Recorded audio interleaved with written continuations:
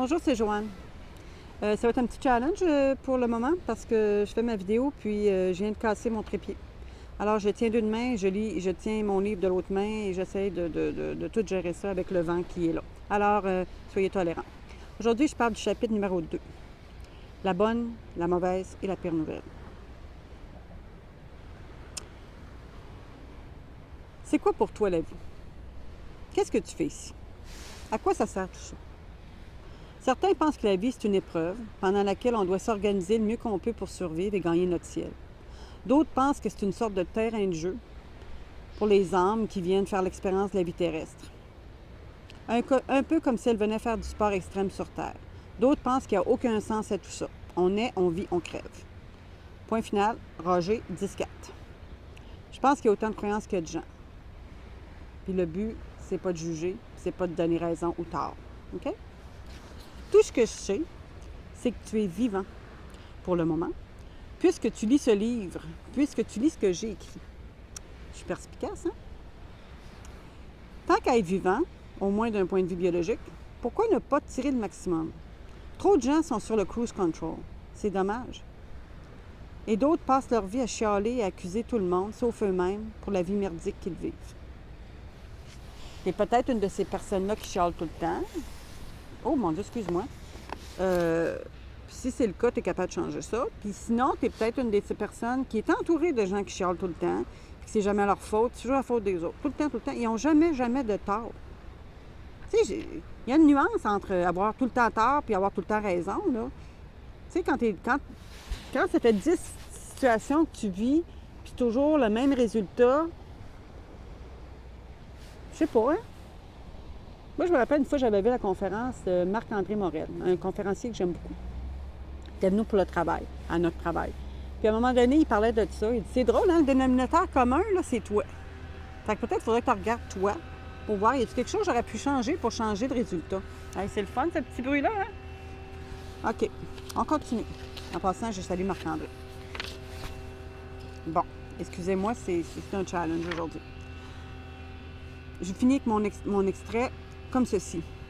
Si tu devais t'étendre demain sur ton lit de mort, en regardant ta vie, qu'aurais-tu aimé vraiment faire, dire, être, accomplir, que tu n'as pas fait, dit, été ou accompli? Quelle trace aurais-tu aimé laisser derrière toi? Puis là, je vais adresser un point qu'on m'a soulevé. Et le point est le suivant. Joanne, c'est raide que tu parles de la mort de même, bang, dans ton livre. Excusez-moi, là, je dois vous donner mal au cœur.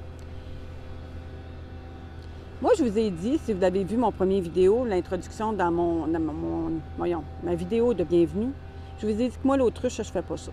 J'étais toute une mèche, c'est, hein? Bon, puis arrêtez de penser que la mort n'existe pas. C'est quoi le problème avec la mort? Moi, j'ai pas le goût de mourir, mais il faut en parler. Il faut en être conscient.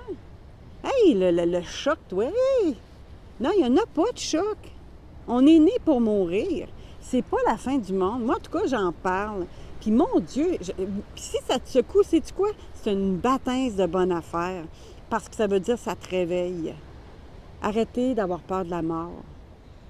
Arrêtez d'avoir peur de la mort. Moi, j'ai acheté mon terrain pour m'enterrer, là, je vois, 3-4 ans. Le monde disait, ben voyons donc. Ben moi, c'est parce que c'est réglé. Il y a une place. Il y a même 4 places. Fait que j'ai techniquement calculé mes 3 enfants puis moi. Puis je me suis dit, s'ils ne viennent pas se m'enterrer là, ben quelqu'un d'autre pourra prendre la place. Whatever, mais je suis pas plus morte parce que j'ai acheté mon terrain. Puis je meurs pas plus parce que je pars de la mort. Au contraire, ça m'incite à vivre. Fait que, oui, c'est raide d'en parler, puis je le mentionne souvent, ça. Tu sais, t'es en vie, là. Hello!